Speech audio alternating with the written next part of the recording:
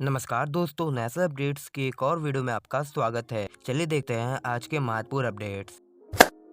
दोस्तों, पहली अपडेट उत्तर प्रदेश से है, जहां दोस्तों यूनियन मिनिस्टर नितिन गडकरी जी ने उत्तर प्रदेश में 3 क्लस्टर्स को अप्रूव किया है। दोस्तों, ये क्लस्टर्स खादी और जरी और जरदोई से संबंधित है। जानकारी के मुताबिक यहाँ पर 2 चिकनकारी क्लस्टर्स बनाए जाएंगे उत्तर प्रदेश में और एक खादी क्लस्टर बनाया जाएगा। फिलहाल दोस्तों, चिकनकारी के लिए उत्तर प्रदेश में जो सबसे मशहूर क्षेत्र है वो लखनऊ का क्षेत्र है। यहाँ पर चिकनकारी मुगल काल से ही चली आ रही है और 1 डिस्ट्रिक्ट 1 प्रोडक्ट स्कीम आने के बाद इसको और भी प्रमोट किया गया था। यहाँ पर दोस्तों लखनऊ के अंदर 2 जरी एंड जरदोई क्लस्टर निर्मित होंगे तथा यहाँ पर 5 एकड़ के क्षेत्र में क्लस्टर्स बनाए जाएंगे। लखनऊ में बुरखा और आयास की मैन्युफैक्चरिंग होती है तथा इसको सऊदी अरब में एक्सपोर्ट किया जाता है। इसके अलावा एक खादी क्लस्टर भी बनाया जाएगा। फिलहाल उसको अभी तय नहीं किया गया है कि कहाँ पर वो बनाया जाएगा, लेकिन दोस्तों सेंट्रल गवर्नमेंट ने 3 क्लस्टर्स को अप्रूव कर दिया है और ये क्लस्टर्स मिनिमम 5 एकड़ के क्षेत्र में विकसित किए जाएंगे। केंद्र सरकार के अकॉर्डिंग इन क्लस्टर्स को नेशनल क्लस्टर पॉलिसी के तहत अप्रूव किया गया है, जिसके तहत मिनिमम 1 क्लस्टर में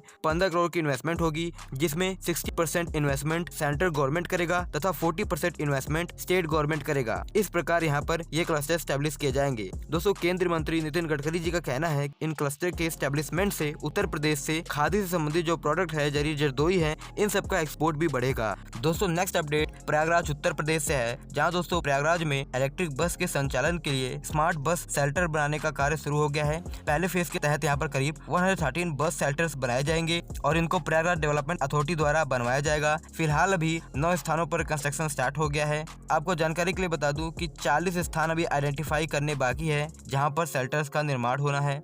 इसके अलावा बहुत सारे क्षेत्रों में यहाँ पर इलेक्ट्रिक बस शेल्टर का निर्माण शुरू हो गया है। दोस्तों, बस शेल्टर लखनऊ बेस्ड एक एजेंसी है, अंकुर ट्रेडर्स, ये निर्माण कर रही है। ये लगभग 5 रूट्स पर शेल्टर्स का निर्माण कार्य इसने शुरू किया है। करीब शेल्टर्स के निर्माण में 8 करोड़ का खर्च आएगा तथा 5 करोड़ का खर्च integrated electronic display system implement करने पर आएगा। दोस्तों, next update inland waterway port के प्राइवेटाइजेशन से है, जहां दोस्तों मैंने कल आपको इनलैंड वाटरवे पोर्ट के प्राइवेटाइजेशन के विषय में बहुत सारी जानकारी दी थी तथा इसके बारे में अपडेट दिया था। वाराणसी मल्टी मॉडल टर्मिनल के लिए प्राइवेटाइजेशन का कार्य बहुत पहले शुरू करने की कोशिश सेंट्रल गवर्नमेंट ने की थी। फरवरी में इसके लिए बिड्स इन्वाइट किए गए थे, लेकिन कोई भी बीडर उनको नहीं मिला था।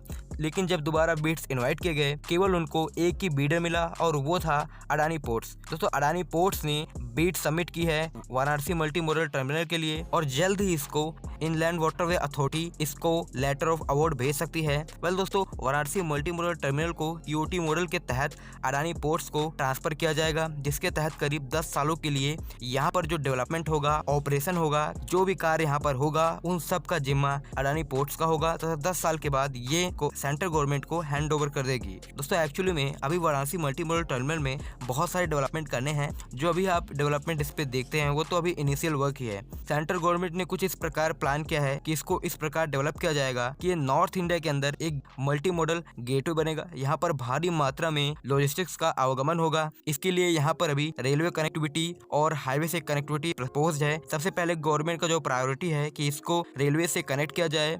दोस्तों, नेक्स्ट अपडेट इंडिया के अंदर व्हाइट गुड्स फार्म से रिलेटेड है, जहां दोस्तों भारत के अंदर मैन्युफैक्चरिंग को प्रमोट करने के लिए कुछ कंपनियां कुछ मांग कर रही हैं, तो उनके बारे में देखते हैं। हम अक्सर ये देखते रहते हैं कि भारत सरकार नई नई स्कीम्स लाती हैं, लेकिन हमें उन चीज़ों पर भी गौर करना चाहिए जिसकी ज़रूरत हमारे फार्म्स को है। हमारी जो मैन्युफैक्चरिंग यूनिट है जिन चीज़ों की मांग कर रही है उस पर भी रोशनी डालनी चाहिए। दोस्तों, सरकार ने भारत के अंदर मैन्युफैक्चरिंग को प्रोत्साहन देने के लिए PLI स्कीम लॉन्च की थी और ये आत्मनिर्भर भारत के तहत लॉन्च की गई थी। इसके तहत बहुत सारे सेक्टर्स में भारत ने प्राइवेट फार्म हैं उनको इंसेंटिव देने की बात कही थी और इसके अलावा अप्रैल से बहुत सारी कंपनियों को जल्द ही इंसेंटिव देना शुरू हो जाएगा जो इंडिया के अंदर मैन्युफैक्चरिंग वगैरह स्टार्ट करेंगी। तो इसी को देखते हुए जो व्हाइट गुड फार्म्स है, आप सबसे पहले ये देख लीजिए कि व्हाइट गुड फार्म क्या होते हैं। तो इसके अंदर वो फार्म आते हैं जो रेफ्रिजरेटर, एयर कंडीशनर, स्टोक, माइक्रोवेव, वॉशिंग मशीन, इन सब चीजों की मैन्युफैक्चरिंग करते हैं। ये सारे इसमें आते हैं। तो आपको पता होगा इसमें हम खासकर AC की बात करेंगे, लाइटनिंग की चीजों की बात करेंगे। तो दोस्तों, भारत के अंदर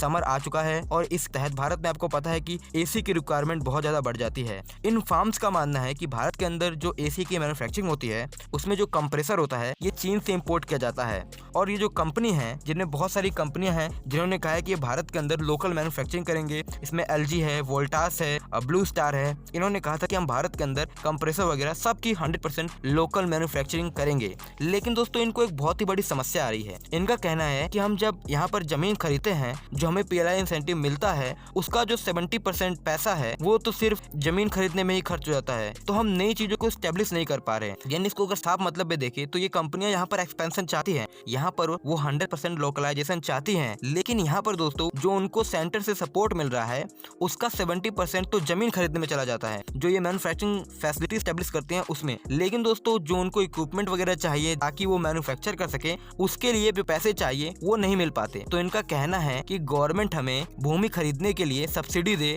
ताकि हम यहाँ पर फैसिलिटी है उसके लिए जो फंड है उसकी रिक्वायरमेंट को पूरा कर सके और यहाँ पर फैसिलिटी स्टैब्लिश कर सके, ताकि यहाँ पर हम इंडिया के अंदर 100% लोकल मैन्युफैक्चरिंग कर सकेंगे।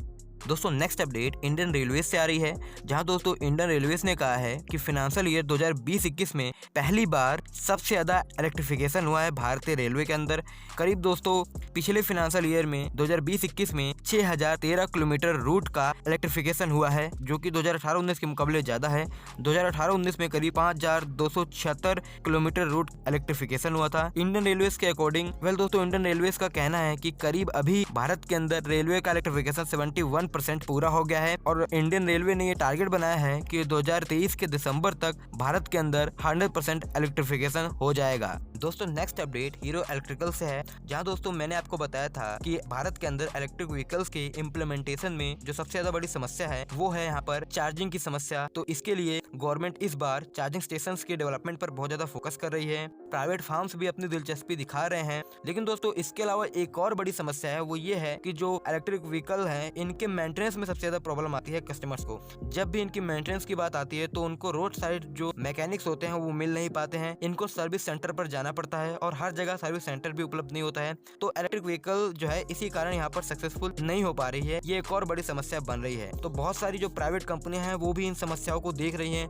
और उसको सुलझाने की कोशिश कर रही है। इलेक्ट्रिक व्हीकल कंपनीज हैं वो इस पर फोकस कर रही हैं। तो इसी को देखते हुए हीरो इलेक्ट्रिकल्स ने कहा है कि ये 2023 तक करीब 20,000 रोड साइड मैकेनिक्स को ट्रेन करेंगे। दोस्तों ये गुरुग्राम बेस्ड फार्म है। इसने ये भी कहा है कि अभी तक हमने करीब 4000 मैकेनिक्स को ट्रेन कर दिया है 2021 तक। वहीं हमने करीब 1500 चार्जिंग पॉइंट भी स्टेब्लिश कर दिए हैं। इसके अलावा उन्होंने ये भी कहा है कि 2 साल के अंदर पूरे भारत में ये 20,000 चार्जिंग पॉइंट स्टेब्लिश करेंगे।